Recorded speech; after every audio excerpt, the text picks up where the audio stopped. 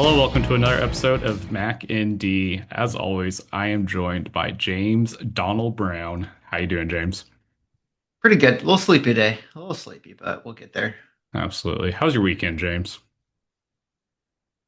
Weekend was fine. I don't think I did really anything. Really? Didn't get out of Yeah. town, didn't do anything, didn't go to a Nebraska-Akron game like I did. I did not go to Nebraska Akron game. Best state in the union. Most points Nebraska's put up since 2007, most yards they've put up since 2014. Can't get mad about that. Well, Illinois looked pretty good too. that's- Illinois, I think a little bit bailed out. Duke did not show up to play, but good teams capitalize on bad teams' mistakes. So That good to second see. half, though, man, I mean, you can't discredit that. That was an awesome defensive and offensive performance. Pretty much the most complete game I've seen Illinois ever play in recent years, at least. Yeah. It's impressive. All right, James, week one, we're in the books. What an incredible week one. I feel like all of my fantasy teams ended up underperforming. All of them in the little indicator on ESPN were in the red, not in the green. Like, oh, hey, I was projected for 120 points. I only ended up getting 100. How'd you do week one?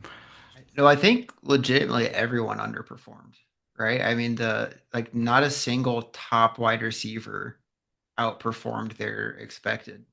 Yeah, just Like, I'm, like like I'm trying to think of a single soul in the first three rounds that outperformed that outside of like Derrick Henry.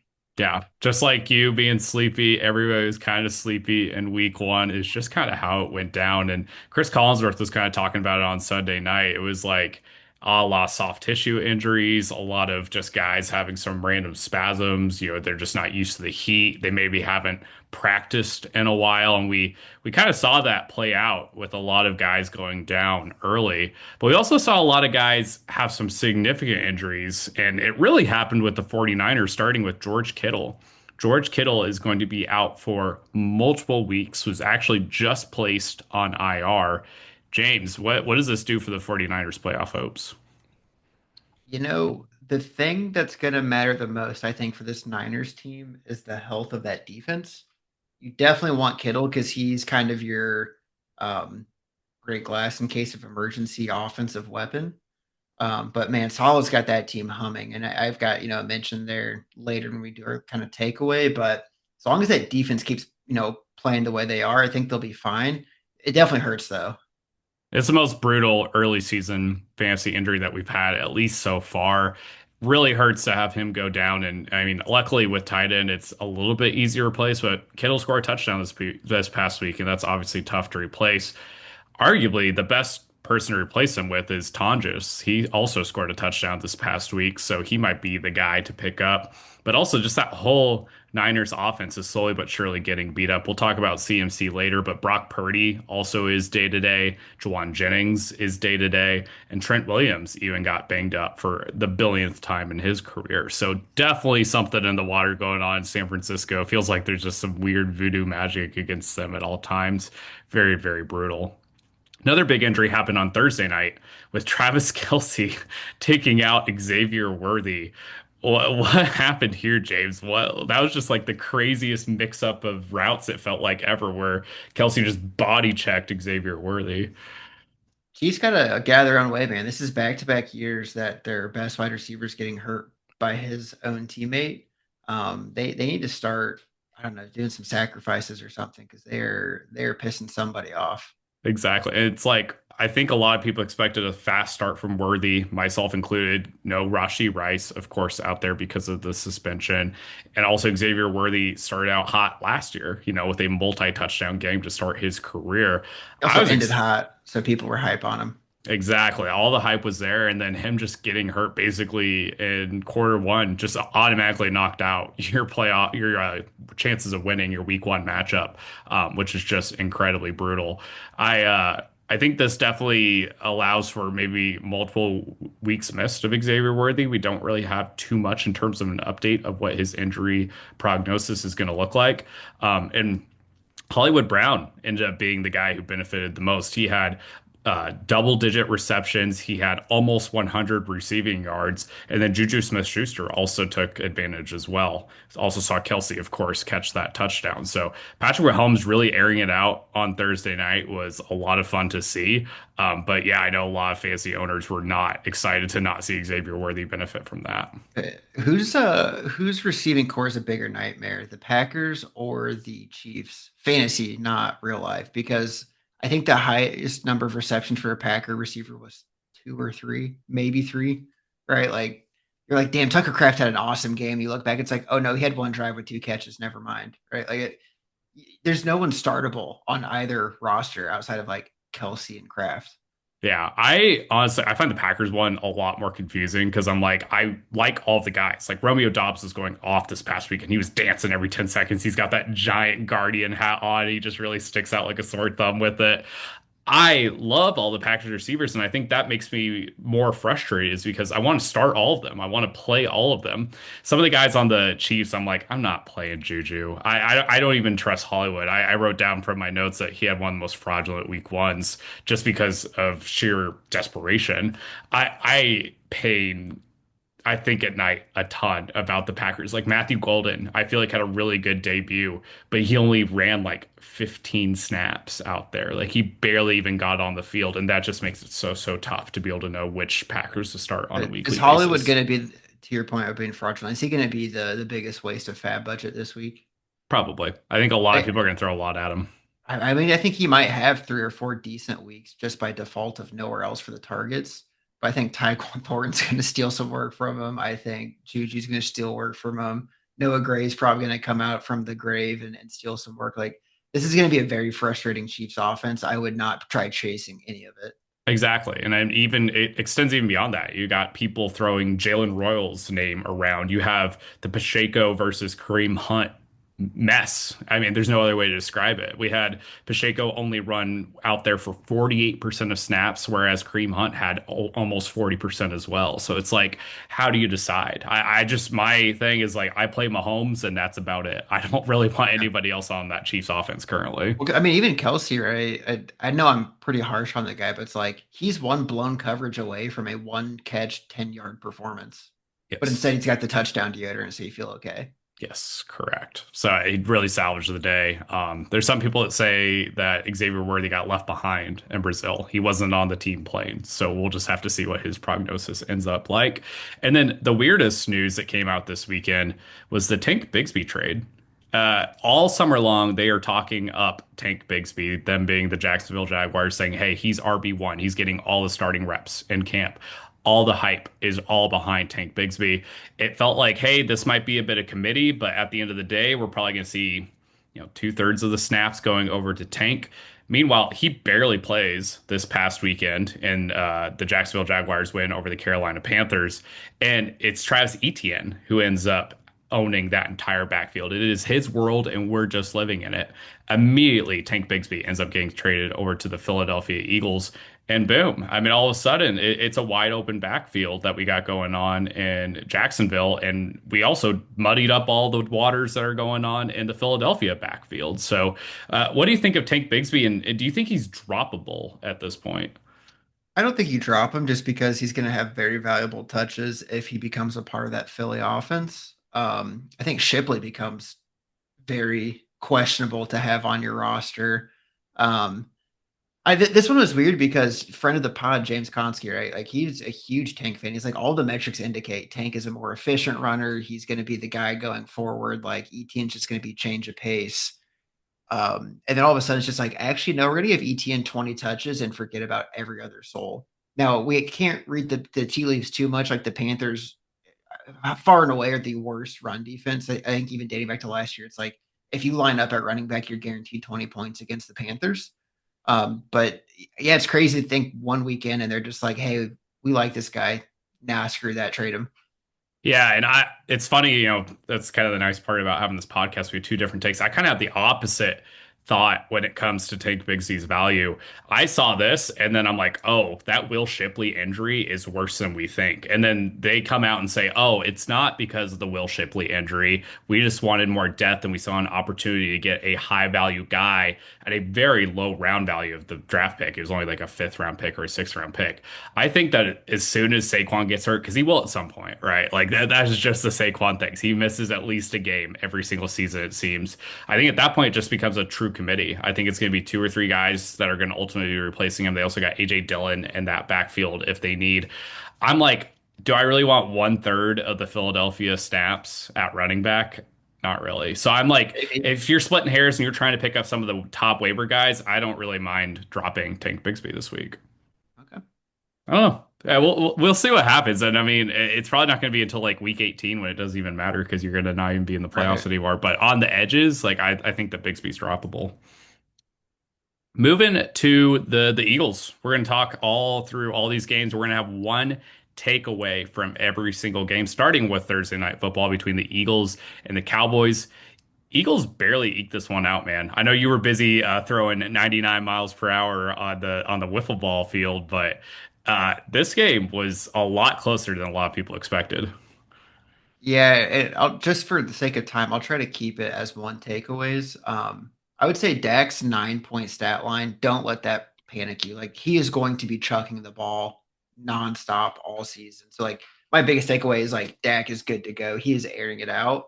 Second takeaway would be like Javante is good in a good offense. Like he's going to get goal line touches, but I think the 20 points a week is probably not going to happen. Yeah, in another universe, those 1 yard fall ins of Javante Williams are probably 1 yard fade passes to CD Or Lamb. they're just CD finishing the touchdown catch kind of plays. Exactly. CD has the same thing going on that Megatron always did, where he gets knocked out at the 1 yard line all the time and doesn't get touchdowns. It's so frustrating. I hate it so much. My takeaway from this game was on a fantasy level, AJ Brown and Devontae Smith just got killed because of the soft zone that the Dallas Cowboys were employing. It was literally, hey, Jalen Hurts, we're going to give you that 3 to 5 yard run every single time, or just that quick outlet pass to Dallas Goedert. There's no opportunity for any sort of airing out the ball. We didn't see AJ Brown even get a target until the fourth quarter. We only saw 30 receiving yards from Devontae Smith. I think this is genuinely concerning if teams keep employing that soft zone against the Eagles. But we also saw what happened with the Dallas Cowboys, which is they lost, right? So I'm hoping some teams in the future end up switching up their defensive strategy against the Eagles so that we can see AJ Brown and Devontae Smith, kind of have that true wide receiver one level performance. I'm not Yeah, hitting the panic I, button. I'm just curious to see what other teams end up employing. no panic button, but definitely concerned because if you can hold the Eagles to 24, you're going to feel pretty good most nights. Exactly. And maybe Cowboys with a little bit better luck end up having one more score to put them over the top. Going to Friday night, very fun quarterback performance between Patrick Mahomes, who of course was brilliant as always, but then Justin Herbert went up another level. That slide he had at the end of the game to ice it, like I felt that energy, man. It's crazy what Madison Beer can do to a man. Yeah, I had Herbie's legit as my big takeaway. We kind of thought they were going to try to run the ball 40 times and have like 18 play action passes. It was completely flipped. I think Omarion had 16 carries. Every other running back had like one or two. And it was like 40 passes. I mean, they're like, hey, we can protect. Heck it, let Herbert air it out. And if you're protecting against the Chiefs, like you're going to be able to protect about against anyone in the league. Exactly. And it's funny the different lines that you had coming away from this game. I think Omarion's performance was pretty legit, and if anything could be better. I think Javante Williams's stat line was a little bit fraudulent, but like realistically, he got some good push. I think he also benefited a ton from Jadon Blue being a healthy scratch, which makes him incredibly droppable. And then also, it's really opening up for Javante because Miles Sanders had a great run, but then followed it up with a fumble, which I think was a bit of a theme throughout this week. I could realistically see him losing a lot of faith in that running back backfield, which only breeds better for Javante Williams to get even more carries going forward, getting an even bigger share of that backfield. I'm really excited to see what he does. And then lastly, I also have Hollywood Brown. I just wasn't overly impressed by his performance. He gets those catches, but he's not putting up a ton of yards or a touchdown either, which just I think is going to inflate his value. It definitely makes his floor a little bit higher, but we're just not going to see this on a weekly basis from Hollywood Brown realistically. Speaking of fumbles, Texans Rams. This game was decided by a fumble. We had Dare Ungalable, how you pronounce his last name, fumble the ball on the very last play of the game, ultimately iced the game for the Texans and gave the win to the Rams. What do you think of this one? Dude, this game was so gross, right? The only bright spot coming out of here was Puka, and like if you're a Devontae drafter, he did have like 12 targets, which is awesome. That Texas O line, my big takeaway, that Texas O line worse than advertised, and we were like, that's the weak point of this team. CJ Stroud might not score more than 10 fantasy points a game because he cannot get rid of the ball before there's three guys in his lap. Yeah, and it's obviously a tough defensive matchup, right? That defensive line of the Rams is very good. But yeah, just not having any time for the receivers to even have time to get separation is brutal. Yeah, I think the Dare fumble allows for maybe some more Woody Marks target share going forward. He barely played this past week. Nick Chubb actually had a pretty good game on some limited carries, but this also concerns you for Nico Collins too. The he's the $25 million per year man at this point, and he's only getting three catches in the game. Jaden Higgins being your wide receiver one going for it's just not going to cut it. And it's really sad to see how far this Texans offense has fallen since CJ Stroud's rookie year. Moving to the next, we got Lions Packers. This one hurt, man. This one Yeah, hurt a lot. if you want to take a victory lap, though, the Packers are the real deal, right? I mean, they got like five snaps out of Parsons, and all of them were pressures. I mean, they didn't need Parsons; they just upgraded with Parsons, and that's like how you know you're taking your team to the next level. Yeah, it was crazy how much the Packers like barely had to even employ Michael Parsons, and just like the pure threat of him really opened up a lot of things for that Packers defense. And yeah, Rashawn Gary was awesome aside Micah Parsons. We had double teams going against both Rashawn Gary and Micah Parsons at different times. We had that Micah Parsons sack, which just blew up all of Lambeau. That whole field was just going crazy whenever Micah tracked down Jared Goff like a gazelle and a lion in the Saharan desert. That was insane. There's a stat that they read out on the broadcast that like 80% of the rushes by the Detroit Lions, they got hit in the backfield before they were even able to get past the line of scrimmage. Like you can't be having that, man. Like as good as Jahmyr Gibbs is and as good as David Montgomery is, if they're getting hit behind the line, if all of your yards are having to be after contact, it's just not a winning formula. And it's just not what the Detroit Lions are used to. It's crazy how much this matchup ended up being a nightmare week one matchup for the Detroit Lions, but the 16-1 season, it's brewing, James. I can feel it. This is what we needed for motivation going forward, realistically. Next up, Bucks Falcons. Yeah, I think the Falcons team is still cursed, right? Did a lot of great things. Were in the lead. All of a sudden, gave it up to another Bucks rookie receiver that's just sensational. Still end up driving down the field on some great plays by Penix just to push a pretty makeable field goal, right? Like this has to be the hardest team to cheer for. Yeah, absolutely. And looking back just the last few years, it's like you don't remember too many bad moments with the Falcons, but then you start pinpointing a few of them and it's like, geez. And then you zoom out a little bit and it's like, oh, they finish like 8 and 9 every year. Like there's really not even like all that much hope. And then it gets extinguished in week 18 every single year. So this was a tough one for the Falcons for sure. A very winnable game. I'm not surprised the Bucks won this though, because they've been very good to open seasons over the last couple of years, even going back to the Brady days. My big takeaway was Emeka Egbuka.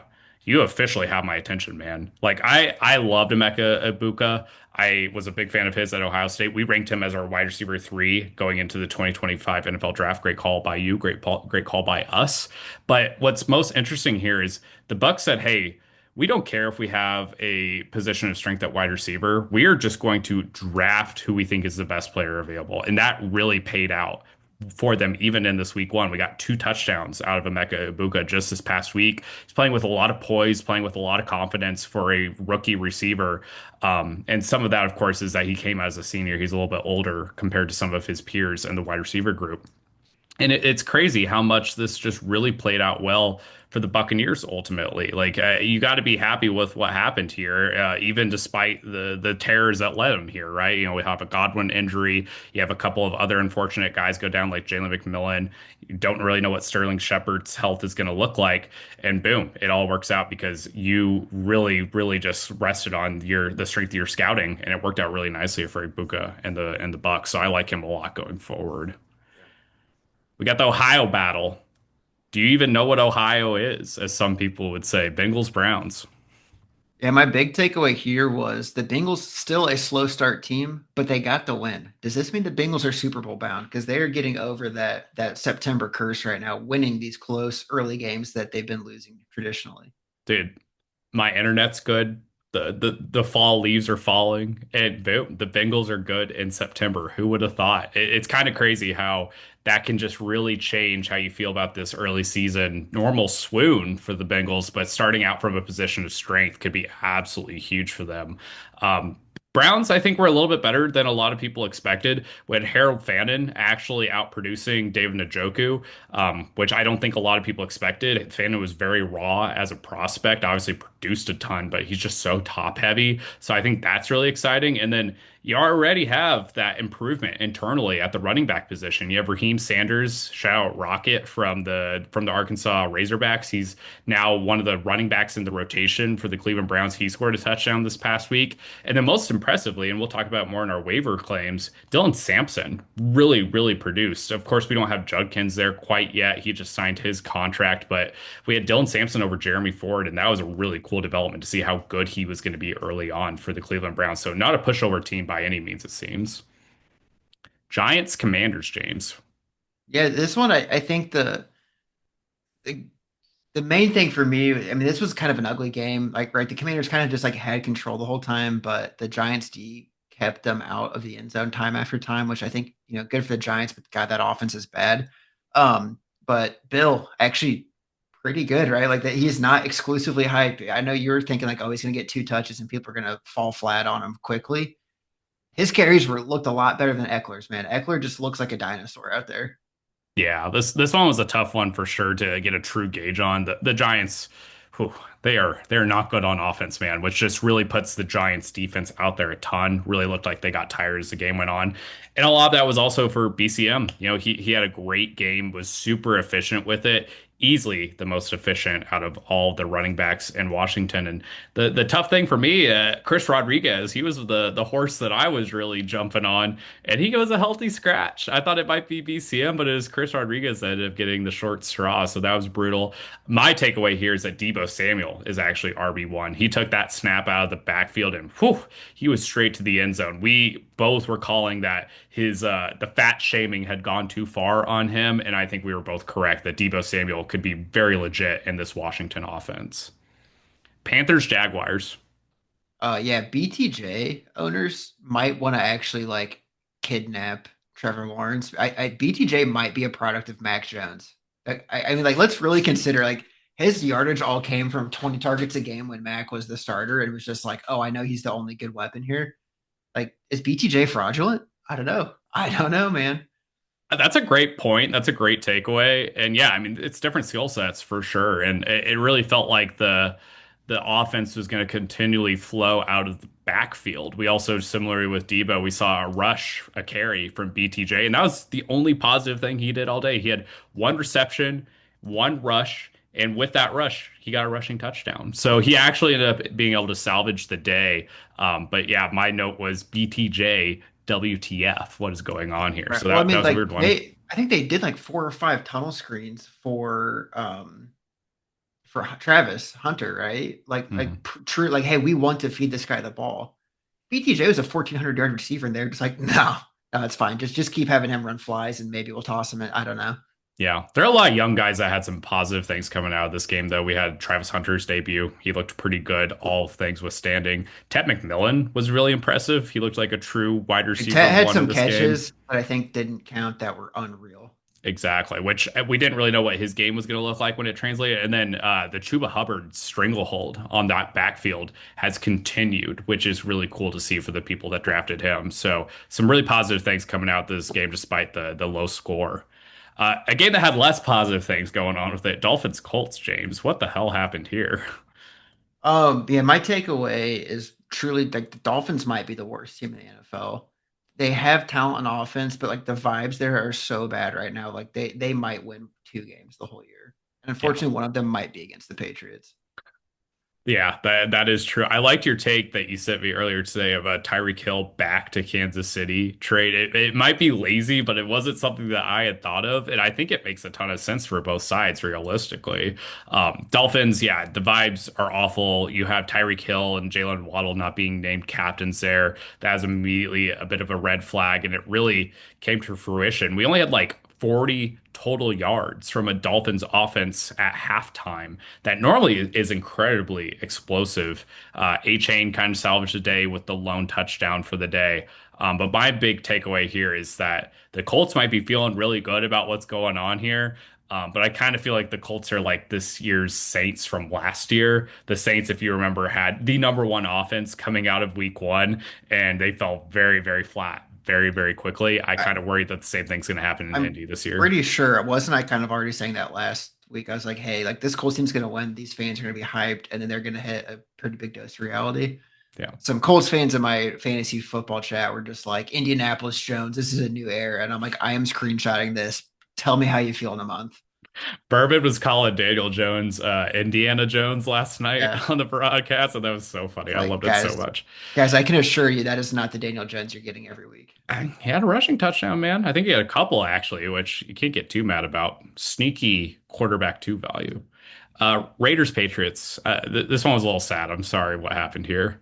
My takeaway is we're having some growing pains, right? We got a lot of new players on this team trying to mesh together, new coaching staff, new everything. Kayshawn Booty looked good though. Yeah, I saw a lot of Patriots fans, specifically on Twitter, some of the notable people in the media, acting like sky was falling. Bill Simmons is saying, "Hey, Drake May ain't it." We have other guys on Twitter saying, "Hey, Will Campbell's a bust already." I feel like some patience People are is definitely insane. No, needed. we will be fine. Um, I think maybe we set the expectations a bit too high to start, but I mean, we can still get hot. Like Dre looked fine. He looked a little uncomfortable at times in the pocket. He did have a lot of pass rush. The weird one was like it looked like he was being coached to slide way too soon. Like the coach, like McDaniels is in his ear, like, dude, get down the second you leave the pocket. Because there were some plays he made last year where he broke a few tackles and he was gone. This year is like if he made 3 yard gain, he was down. Didn't matter if anyone was near him. It's just like, oh, he got positive yardage and slid. Yeah. The penalty yardage, I feel like you can clean that stuff up later. You're going to be able to figure that out. So I have no worries with Will Campbell personally. My takeaway from this game, we got Ashton Jeanty, who, was a guaranteed 10 yards per carry last year whenever he was at Boise State. He only had 44 total or 38 total yards, excuse me, but 44 yards after contact, which math will tell you, James, 38 minus 44 is a negative number. And it's like, how does that work out? That means he's getting hit behind the line a lot. And That so O they really line's need to clean that up. still pretty bad. Yeah, that's what I was kind of saying. Like, I'm not super high on GT just because that line's so bad. He'll have some monster games. Um, I guys, I again like don't get too hyped on this Raiders team. This Pat secondary, Les Gonzo, not great. We have a good front seven. I'll give him that, but like Gino had an awful lot of time to throw the ball, and there was a lot of very wide open guys. Yeah, Gino was balling out for sure though. But the Jackal Hyde routine that we have at tight end for the Raiders is also really confusing. They were running a ton of Michael Meyer in the very first half. A lot of blocking sets, a lot of two tight end sets. He's actually out snapping Bowers in the first half before it ultimately flipped and normalized. Bowers ended up having over 100 receiving yards. So that's definitely something to look forward to, or not look forward to, but like just be paying attention to. That game script that's going on with what Pete Carroll does could end up hurting some people's fantasy value. Cardinals Saints. Yeah, I'm probably one of Kyler's most critical fans just because I seem to always draft him every year. He's like the guy with rushing is upside that falls to me. He looks poised. I was pretty pleased with Kyler. He looked poised, looked pretty good in the pocket, a lot more comfortable in this offense. 1000%. Yeah, I love what Kyler was doing this past week. Granted, it was the Aints. My big takeaway here too is that Marvin Harrison Jr. properly valued. Dude Loved looks that. yoked. That guy Yeah, looks big as shit. He was hawking that ball like crazy on the sideline, having some awesome over the shoulder catches, really going up to the catch point, really living up to his billing. And I think a lot of people were like down on him after drafting him in the first round last year, but as a third round pick this year, great, great value. Steelers, Jets. I've got Aaron still good. Like as long as he has a clean pocket, Aaron can still throw some dimes. He looked a little slow trying to scramble, but if they got some quick plays, he'll be fine this year for him. Yeah, the scheduling gods gave me this game, and they knew that in St. Louis, I really wanted to watch this one, and it worked out nicely. You're 100% right that Aaron was holding onto the ball for way too long.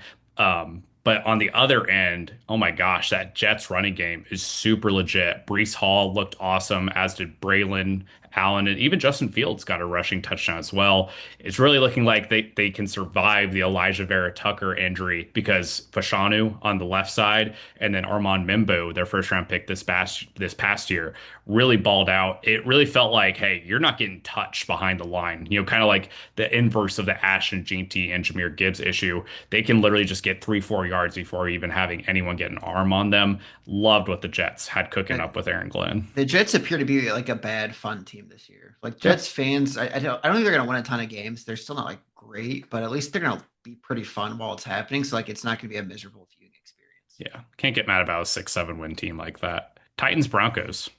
Yeah, the Titans are so confusing. The defense at times looked like world beaters, and then like they would just watch as people like kind of like tiptoed down the field untouched. I don't know what their offense is trying to do. Like I get that Broncos D can be suffocating, but like their route spacing was bad. Like I don't know what the deal is. It looked like the team that earned the number one overall pick, and then all you did was just drop a better quarterback in the situation, and nothing else was different. Like I would be concerned as a Titans fan. Yeah. Tony Pollard, though, 89% snap share, though, on that offense. So we were definitely right about him being a workhorse. Niners, Seahawks. Yeah, Salah is him. That defense will be fine as long as Salah is leading the helm. Absolutely. Yeah. That was an impressive road victory. Or was it road? I can't remember if it was in San Francisco or It was Seattle. road. It was road. Regardless, great, great win, despite having some shorthandedness. CMC, though, his injury thing is so frustrating. He's hurt going into this week. Still is like an RB1 without fail. Sunday night, we had Ravens Bills, arguably the game of the year, might be the game of the century. What were your thoughts here? Do we need to have a serious, talk about Harbaugh's ability to close out games? Like, there's too often that the Ravens are up two scores. The next thing you know, it's like they are fighting for their life.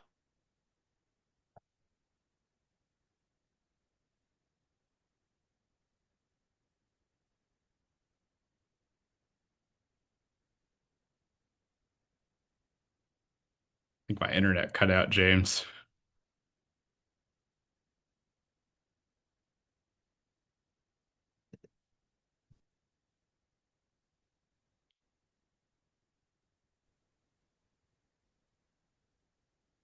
All right, we're back. I think so. This is what you get for doing a victory lap on your internet. I know. I jinxed it big time. More of the story: Harbaugh choke artist. We need to do a look into his career and giving away 10-point leads. But he only gives them away in big games because they're in so many big games. So I think there's a bit of a self-fulfilling prophecy there to a degree. So yeah, that was tough. Kudos to the Bills though. God, that offense is super explosive, and you cannot count out Josh Allen at any given time. Monday night, we had the Vikings and the Bears. Yeah, I mean, this is kind of a tale of two quarterbacks. Not going to take like the over the top spicy takes where people are hitting the bust button on Caleb because it's just way too early to tell. But man, after two and a half, 3 quarters, basically after the pick six, I feel like JJ really settled down. He looked very, very comfortable in the pocket. Yeah, that And Kevin then O'Connell speech. Caleb's doing the same shit he's done for the last 6 years. Like he needs to fix that. He needs to chill for sure. The Kevin O'Connell speech afterwards in the locker room where he was like, "Yeah, JJ McCarthy was so poised. There's a reason we put a C on his chest." That had me fired up. The protection though for Caleb Williams has really improved. That offensive line is much better, and DeAndre Swift was really relishing the contact, is what I wrote down from last night's game. Which I really, think I it's think he played well. It might improve his stock going I forward. I agree with this Swift take. The protection was better, but Caleb is still bailing. Like I mean, 2 seconds, he's not stepping or staying in the pocket. He's bailing. It's like, dude, your protection's better. Stay in the pocket and deliver a good like on platform throw. He wants to run right and just rip a fastball at people. Yeah, it's frustrating for sure. Okay, James, run us through our waiver claims, our cutter off candidates, and our panic button dudes. As long as you're not in one of my leagues, because Dylan Sampson is already on all of my rosters. Dylan Sampson's number one. Quentin Johnson, a big one. Calvin Austin, also good. And Keishon Butte. Pretty much in that order. You're trying to get one of those three guys. Harold Fannin, I think if you need a tight end, worth having. And then Kenny Gainwell. We were so hype on Caleb Johnson, people kind of just forgot to grab him as the RB2 in that offense. Absolutely. And then the guys who you can cut off as the offsetting part of that move. Yeah, Kyle Williams. I don't know if he touched the field until the fourth quarter when the game was over. That was ugly for wanting a rookie to play well. Rashad White, 14% snap share or like 24% snap share. Not going to get it done. Not a part of that offense. Chris Rodriguez Jr., as you said, healthy scratch. Jadon Blue, healthy scratch. Those guys are not a part of the plan. Yep. And then guys on the panic button, we're not cutting them yet, but hey, on the lookout. Yeah, Josh Downs couldn't get a touch in a game when everyone was scoring for the Colts. Ollie Gordon, right, the only other running back on the roster, couldn't get a touch when the game was out of hand for the entire second half. Cooper Cup and just the entire Seahawks passing offense. That if you're not JSN, you're not getting the ball. Like he had 50% of the targets. Mark Andrews, I don't know how you only get 1 point against the Bills. KW3, that was scary to watch, right? Like he was just not on the field ever, and that was tough for people with KW3. And I have him in a couple leagues. And then Caleb Johnson, we kind of thought it was a joke that he was RB3 or 4 or whatever. Dude had 1 touch, -2 yards. Like he is clearly not a part of their plan. Yeah. Good work, James. Good work. Do you think Andrews is happy that he didn't drop anything though to lose in the game? I feel like a little bit of him is like, ah, I'm glad I didn't drop one. I can't imagine any competitor likes that kind of usage. Yeah, only one catch. It's tough. All right, we'll see y'all next week. Tim.